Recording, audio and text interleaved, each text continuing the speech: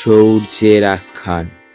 এখানে সব ধরনের বাংলা গল্প শোনানো হয়। আজকের গল্প সাহেব ভূতের আংটি। লেখক দৃষ্টিহীন, অর্থাৎ মধুসূদন মজুমদার। শুরু হচ্ছে গল্প পাঠ। বৃহস্পতিবার 9:30টার রাত, শুধু গল্প শোনার রাত, সঙ্গে সৌর্যদ্বীপ। তোমরা হয়তো ভূত বিশ্বাস করো না, কিন্তু আমি করি। ভূতকে তোমাদের মতো আমিও একসময় বিশ্বাস করতাম না, কিন্তু শেষ পর্যন্ত আমাকে বিশ্বাস করতে হলো। বিশ্বাস করতে হলো কিভাবে, সেই কাহিনী তোমাদের আজ বলছি। এখন যেটা জেসিডি শহর, সেটা ছিল তখন সাঁওতাল পরগনার একটা সামান্য গ্রাম। এই গ্রামেতে তখনকার দিনে বহু বাঙালি যেতেন তাদের স্বাস্থ্য ফেরাতে। এখানকার জল হাওয়া নাকি পেটের রোগের পক্ষে খুব ভালো ছিল। স্টেশনটা জেসিডি গ্রামের ওপর ছিল। এখান থেকে 4 মাইল দূরে দেওঘর শহর। রেল কোম্পানি তাই জেসিডি স্টেশন থেকে 4-5 মাইল লাইন পেতে একটা গাড়িকে যাতায়াত করাতেন, যাতে দেওঘর যাত্রীদের বিশেষ অসুবিধে না হয়। এই দেওঘরেতেই আছে বিখ্যাত বর্ধমান রাজাদের তৈরি বৈদ্যনাথের মন্দির। কোনো সময় শুনেছি পুরো সাঁওতাল পরগনাটাই নাকি ছিল বীরভূম জেলার অন্তর্গত। যাক, সে কথা। যে কাহিনী বলতে শুরু করেছিলাম সে কাহিনীতেই ফিরে যাই।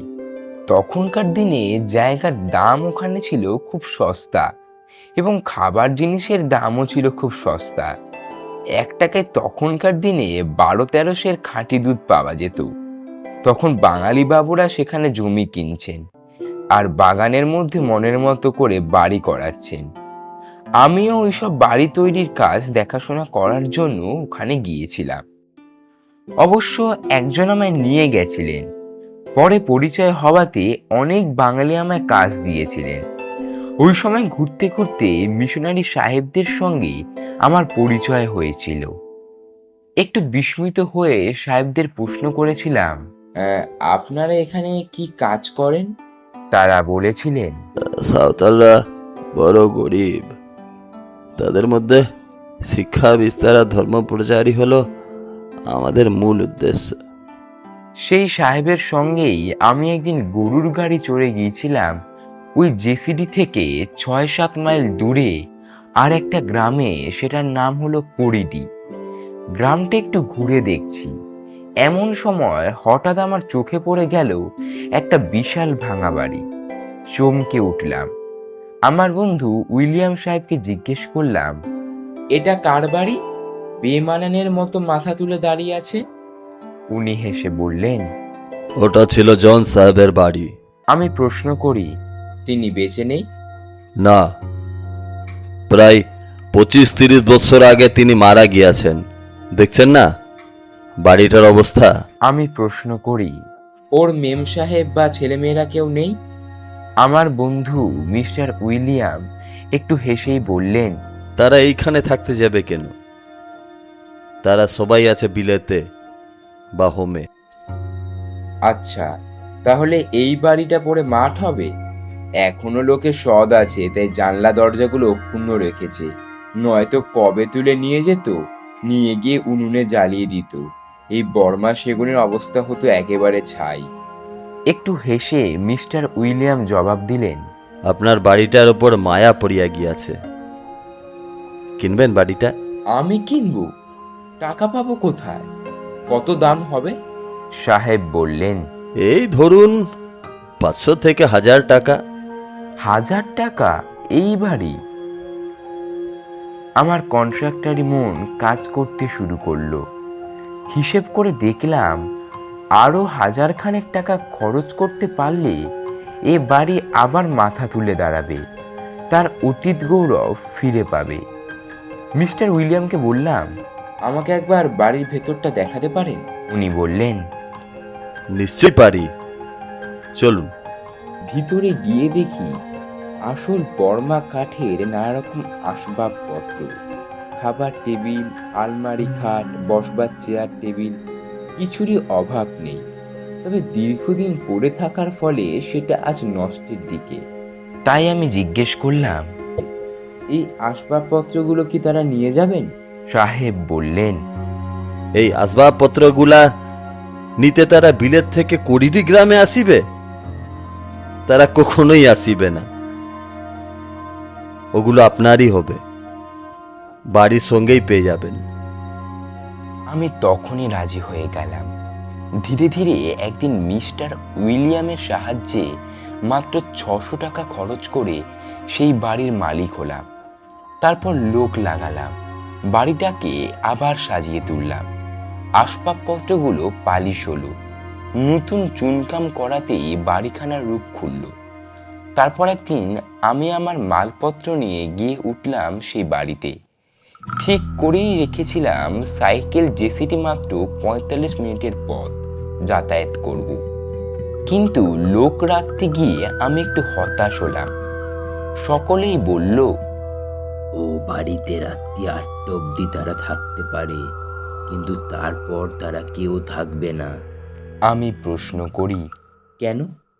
তারা বলে, ওটা নাকি ভূতের বাড়ি, চাঁদের আলো থাকলে অনেকেই নাকি ও বাড়িতে ভূত দেখেছে। ভূত? হ্যাঁ, বলতে ভুলে গিয়েছিলাম।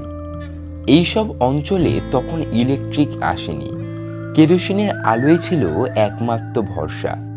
আমি কিন্তু এ বাড়িতে ঢুকে আসবাবপত্রের সঙ্গে 3খানা টানা পাখা আর কেরোসিনের ঝাড়বাতি, অনেকগুলি বিলেতি আলো পেয়েছিলাম।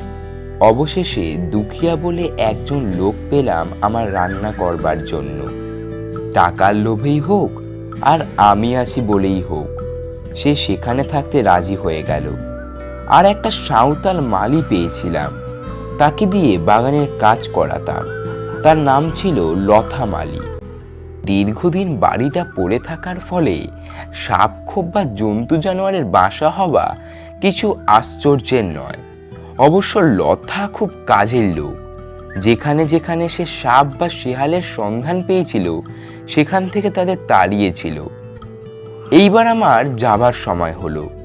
একটা ভালো দিন দেখে জিনিসপত্র নিয়ে গিয়ে হাজির হলাম। আমার নতুন দেওয়া নাম সেই কুঞ্জ কুটিরে। কুঞ্জ ছিল আমার বাবার নাম, আর বাড়ির সামনে দরজার পাশেই ছিল ঝাউবনের কুঞ্জ, তাই কথাটা দু অর্থেই ব্যবহার হতো। আমি সকালে গিয়েছিলাম, আগের দিন দুখিয়াকে টাকা দিয়ে এসেছিলাম। সে বাজার করে রেখেছে, রান্না চাপালো। 12টার মধ্যেই সে আমায় খেতে দিল। তারপর নিজেরা খেয়ে ওরা ওদের নির্দিষ্ট ঘরে বিশ্রাম করতে চলে গেল। আমিও দিনের বেলা বেশ একটা ঘুম দিয়ে বিকালে উঠলাম। তারপর চা খেয়ে ঘুরতে লাগলাম বাগানের মধ্যে। বেশ সুন্দর সাজিয়েছে। এত সস্তায় এই বাড়িখানা পেয়ে যাওয়াতে নিজেকে খুব চালাক বলে মনে হলো। ঠিক সন্ধ্যের সঙ্গে সঙ্গে বিলেতি ঝাল লণ্ঠনগুলো জ্বলে উঠল। বেলুয়ারি কাচের থেকে ঠিকরে পড়তে লাগলো নানা ধরনের আলো। আমি একটা ইংরেজি নোভেল নিয়ে তখন পড়তে লাগলাম। ঠিক 8টার সময় সুখিয়া আমাকে খাবার দিল। খেয়ে নিলাম, কারণ আমার খাবার পর ওরা খেয়ে দিয়ে ওদের নির্দিষ্ট ঘরে চলে যাবে। তখন ছিল নভেম্বর মাস, বেশ ঠান্ডা হাওয়া দিতে শুরু করেছে। একটা চাদর গায়ে দিয়ে ইজি চেয়ারে শুয়ে আমি বই পড়তে লাগলাম। তখন হয়তো রাত্রি 10:30। শুতে যাব ভাবছি, হঠাৎ একটা ভারী বুটের শব্দতে আমি চমকে উঠলাম। কে হাঁটছে? তাছাড়া ও ধরনের বুট পায়ে দিয়ে হাঁটার আজকাল তো রেওয়াজ নেই। তবে টর্চ হাতে নিয়ে বেরিয়ে পড়লাম বারান্দাতে। আতিপাতি করে খোঁজ করেও কারোর সন্ধান পেলাম না। এইবার আলো নেভাবার পালা। আলো জ্বালিয়ে রাখা যায়, তাতে তেল খরচ হবে প্রচুর, তাই একটা গ্যাসের আলো জ্বেলে রাখার মনস্থ করলাম। কেরোসিনের আলোগুলো নিভিয়ে দিতে লাগলাম। বাড়িটা আস্তে আস্তে অন্ধকারে ডুবে যেতে লাগলো। একটা গ্যাসের বাতি নিয়ে এলাম আমার ঘরে, কারণ কাইবাট যখন জলে ডোবানো হয়েছে তখন সেটাকে আর রেখে দেওয়া সম্ভব নয়। তাই আলোটা জ্বেলেই রাখলাম। বালিশের তলায় একটা 5 সেলের টর্চ। কি তিথি ছিল মনে নেই। ঘরে আলো জ্বলছে, সব কিছু দেখা যাচ্ছে, তবে এত বড় ঘর পুরোটাকে আলো করতে পারছে না। তাই ঘরের আরেকটি দিকে, যেই দিকে রয়েছে একটা সেগুন কাঠের চকচকে আলমারি, সেই দিকে বেশ অন্ধকার হয়ে আছে। গ্যাসের আলোটা গিয়ে সেখানে একটা আলো আঁধারি সৃষ্টি করেছে।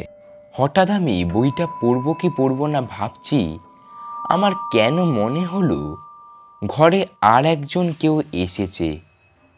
চোট্টর নয় তো? হতেও পারে। তাই টর্চটা হাতের কাছে নিয়ে জ্বালালাম। এদিক ওদিক ঘুরিয়ে দেখলাম, কাউকে দেখতে পেলাম না।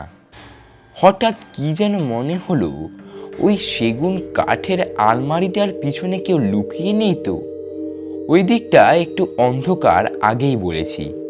তাই টর্চ হাতে করে আলমারির চারিদিকটা দেখতে গেলাম। হঠাৎ দেখি আলমারির পাল্লার মধ্যে একটা গর্ত। আরে, এই গর্তটা তো কোনোদিন চোখে পড়েনি। কি আশ্চর্য ব্যাপার!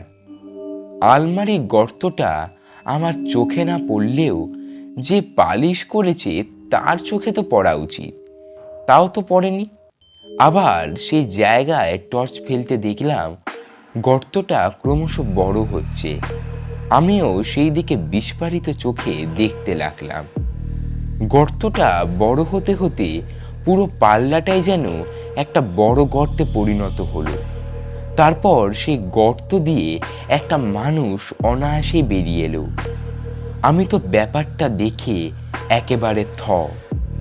এইসব জিনিস তো ম্যাজিকে দেখা যায়, এখানে ম্যাজিশিয়ান কই? কিন্তু নিজের চোখকেও তো অবিশ্বাস করতে পারছি না। এইবার মানুষটা বেরিয়েছে দেখে টর্চটা তার দিকে ফেললাম। দেখি এক ইংরেজ দাঁড়িয়ে, গায়ে তার ভিক্টোরিয়ার যুগের শেষের দিকে পোশাক। তার মুখে আলো পড়তেই সে আমাকে হাত নেড়ে আলো ফেলতে বারণ করলো। আমি কি জানি কেন টর্চটা নিভিয়ে দিলাম, দেখাই যাক লোকটা কি বলে। সেই আধো অন্ধকারে দাঁড়িয়ে লোকটা আমায় প্রশ্ন করলো, তুমি এ বাড়িতে কেন? কথাটা শুনে মনে হলো সাহেব বোধহয় আইরিশ জাতীয়, কারণ কথার মধ্যেই সেই ধরনের টান রয়েছে। আমি একটু সাহস করেই বললাম, এ বাড়ি আমি কিনেছি। কেন কিনে আছো? থাকবো বলে। এখানে তুমি থাকতে পারিবে? চেষ্টা আমি করব, আর থাকতে পারবো নাই বা কেন? তুমি কি মিস্টার জনের নাম শুনিয়াছ? শুনেছি তিনি এই বাড়ির মালিক ছিলেন। আমি বাড়িটা কিনেছি তার স্ত্রী আর ছেলেদের কাছ থেকে। সাহেব মাথা নেড়ে বললেন, ভালোই করিয়াছ। আমাকে দেখে কি তোমার ভয় করিতেছে? আমি বললাম, না, ভয় করবে কেন? আমি ঠিক জানি না আপনি সেই জন সাহেব কিনা, কারণ আমি শুনেছিলাম আপনি 30 বছর আগে মারা গেছেন। কিন্তু আপনাকে চোখে দেখে আমার এখনো ভয় করছে না, কারণ এই খবরটা বোধহয় সত্যি নয়। সাহেব হঠাৎ ঠোঁটের মধ্যে হাত দিয়ে একবার শীষ দিলেন। তারপর আমার দিকে চেয়ে বললেন, যা শুনিয়াছ ঠিকই শুনিয়াছ। আমি একটু আমতা আমতা করে বললাম, তবে আপনি কে? আমি সেই জন, তবে তার প্রেতাত্মা। এই বাগানটার উত্তর পূর্ব কোণে আমার কবর আছে। কোনো ক্রুশ চিহ্ন তো দেখিনি। দেখবে কোথা থেকে। আমাকে পুঁতে দিয়ে ওরা এ বাড়ি ছাড়িয়া পালিয়া গিয়েছিল। তারা কে? আমার ছেলে আর স্ত্রী। এই একদিন তারা আয়ারল্যান্ড থেকে আসিয়াছিল। আমাকে বলে এ বাড়ি ছাড়িয়া দেশে ফিরে যেতে, কিন্তু আমি যেতে পারিনি। কেন পারলেন না? এ বাড়ি আর জায়গার ওপর আমার একটা দারুণ মায়া পড়ে গিয়েছিল। তাই এখানে ছেড়ে আমি আর আয়ারল্যান্ডে ফিরে যেতে পারিনি। সেটা ঠান্ডা দেশ, এখানে তো দারুণ গরম। তুমি যদি এই বাড়িতে বাস করো, তাহলে তুমি একদিন বুঝবে এ বাড়িতে থাকলে গরম হবে না। বাড়ির মোটা ছাদ আর পুরু দেওয়ালগুলোই ঘরগুলোকে ঠান্ডা রাখে। তারপর বাগানের গাছপালা তো আছেই। কিন্তু আপনি মারা গেলেন কি করে?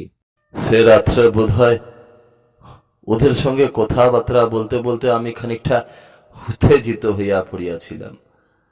কারণ ওরা এখানে থাকুক আমি সেটা একদম চাইতাম না, কিন্তু ওরা রয়ে গেল। বুঝলাম আমি যদি না যাই তাহলে ওরা এখানে থাকবে, ওরা থাকলেই আমার অশান্তি। তাই সে রাত্রে একদম ঘুমোতে পারছিলাম না। মাঝরাত্রে হঠাৎ আমার আমার বুকে একটা ব্যথা ধরল। তারপরেই আমার শ্বাস বন্ধ হয়ে গেল। ওরা সকালে উঠে আমাকে মৃত দেখল, ভয় পেল। কারণ পুলিশকে খবর দিতে গেলে আমাকে কেউ মারিয়া ফেলিয়াছে কিনা সন্দেহ তারা করবে, আর তার একটা ভালো জবাবও তারা খুঁজিয়া পাবে না। কারণ আগের রাইতে এই গ্রামের সব লোক আমাকে সুস্থই দেখিয়াছে। গ্রাম পাড়াগায় খবর পুলিশে যেতে অনেক দেরি হইয়া যায়, তার মধ্যে ওরা ট্রেন ধরিতে পারিলে অনেক নিশ্চিন্ত হওয়া যাইবে। তাই সকালেই একটা কফিনে ভরে ওই উত্তর পূর্ব কোণে আম গাছটার নিচে আমাকে পুঁতে দিয়ে চলে যায় ওরা বেলা 11টার ট্রেনে। তারপরে এখান থেকে কলকাতা, সেখানে ইম্পিরিয়াল মেল ধইরে একেবারে সোজা বিলেত। এইবার আমি বললাম, আপনার যেখানে কবর আছে সেখানে ক্রুশ চিহ্ন করে দিলে হয় না? উনি বলেন, না, সেটা ঠিক হইবে না। মালিরা যাতায়াত করে তোমার ওইখানে, তাতে আমার ভগবানকে ডাকার বা চরম বিচারের দিনের জন্য অপেক্ষা করতে বোধহয় অসুবিধাই হইবে। এই বাড়ির পেছনে প্রায় 2 কাঠা জমি আমি কিনে রাখিয়াছিলাম। দলিলে সে কথা তুমি নিশ্চয় পড়িয়াছ। আমাকে সেইখানে কবর দাও, আর ওই 2 কাঠা জমিতে তোমার মালিককে দিয়ে যদি গোলাপ বাগান করিয়া দাও তাহলে আমার আত্মা তৃপ্তি হইবে। শোনো ভাই, আমার কফিনটা কবর দেওয়ার সময় একজন পাদ্রীকে তুমি ডেকে নিয়ে এসো, যেন সে আমার আত্মার মুক্তির জন্য প্রার্থনা করে। এরপর একটু থেমে সাহেব আবার বলল, তাহলে আমি চলি, তুমি ঘুমাও। দেখলাম আলমারির সেই পাল্লাটা আবার যেন জুড়ে যেতে লাগলো। গর্তটা ছোট হতে হতে একেবারে মিলিয়ে গেল। টর্চটা হাতে ধরাই ছিল, তাই আমার দেখার যে ভুল হয়নি সেই বিষয়ে আমি নিঃসন্দেহ। কিন্তু তবুও যেন মনে হলো আমি জেগে জেগে কি স্বপ্ন দেখলাম। বিছানায় গিয়ে শুয়ে পড়লাম। মাথাটা বেশ গরম হয়ে গেছে, ঘুম আসতে চাইবে না। উঠে মুখে চোখে জল দিলাম। তারপর উত্তপ্ত মাথায় কখন যে ঘুমিয়ে পড়েছি তা নিজেই জানতে পারিনি। সকালবেলা ঘুম থেকে উঠলাম, চা খেতে খেতে ব্যাপারটাকে দুঃস্বপ্ন বলে মনে করলাম।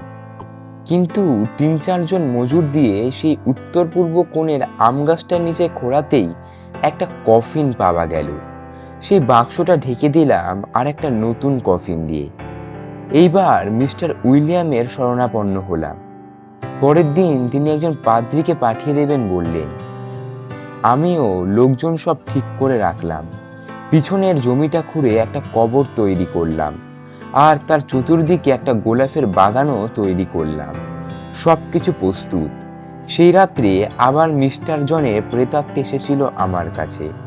আমাকে সে ধন্যবাদ দিল, তারপর বলল, তুমি আমার যে উপকার কইলে, আমার ছেলে স্ত্রী কেউ করে নাই। তবে একেবারে ঘুমিয়া পড়িবার আগে আমি তোমার কিছু উপকার করিয়া যেতে চাই। আমার নিজের একটা দামের হীরের আংটি ওই ভাঙা সেগুন কাঠের দরজাটার পেছনে খুঁজিলে একটা ড্রয়ারে পাবে। সেটা খুলিয়া দেখিবে বাঁদিকে একটা কাঠকে টিপলে সে কাঠটা সরিয়া যাবে, আর সেই জায়গাটাতেই আছে আমার আংটিটা। ওটা ওটা তুমি নিয়ে নিও। আর পারলে আমার কথা মনে রেখো। পরের দিন জন সাহেবের ইচ্ছে মতো তাকে কবর দেওয়া হলো। কবর দিয়ে মাটি দেবার পর উপরে সিমেন্ট দিয়ে বাঁধানো হলো, আর তার উপরে পাদ্রী সাহেব নিজে হাতে একটা ক্রুশ এঁকে দিলেন। তারপর তাদের আদর আপ্যায়ন করে ছাড়তে আমার বিকেল হয়ে গেছিল। সে রাত্রে আর দেরাজটা ঘাটাঘাটি করিনি। পরের দিন একা বাড়িতে বসে সেটা খুঁজতেই সেই টানাটাকে খুঁজে পেলাম। তারপর কাঠে চাপ দিতেই কাঠটা সরে গেল। বেরিয়ে এলো একটা জরাজীর্ণ ভেলভেটের বাক্স। তার ভেতর থেকে পেলাম জন সাহেবের বহুমূল্য হীরের আংটিটা। দেখে বুঝলাম হীরেটা অত্যন্ত দামি। একটু মাজা ঘষা করে পরিষ্কার করতেই তার থেকে আলো ছিটকে বেরোলো। বুঝলাম জন সাহেব আমাকে যা যা বলে গিয়েছিল তার একটা কথাও মিথ্যে নয়। ভাঙা দেরাজটা সারিয়ে আবার পালিশও করেছিলাম। আংটিটা কিন্তু আমি হাতে পরিনি, ওই দেরাজটা চোরা টানাতে রেখে দিয়েছিলাম। এরপর থেকে কোনোদিনও ভারী বুটের শব্দ আর কেউ শোনেনি। বাড়ির ভূতের বদনামটাও কেটে গেছিল। বৃহস্পতিবার 9:30টার রাত, শুধু গল্প শোনার রাত, সঙ্গে সৌর্যদীপ। কেমন লাগলো আজকের গল্প কমেন্ট করে জানান। ডেসক্রিপশনে সমস্ত চরিত্র দেওয়া আছে, এবং আপনি যদি গল্প পাঠাতে চান তাহলে 9874261818 এই নম্বরে হোয়াটসঅ্যাপ করে গল্প পাঠাতে পারেন। আজকের এপিসোড শেষ করছি।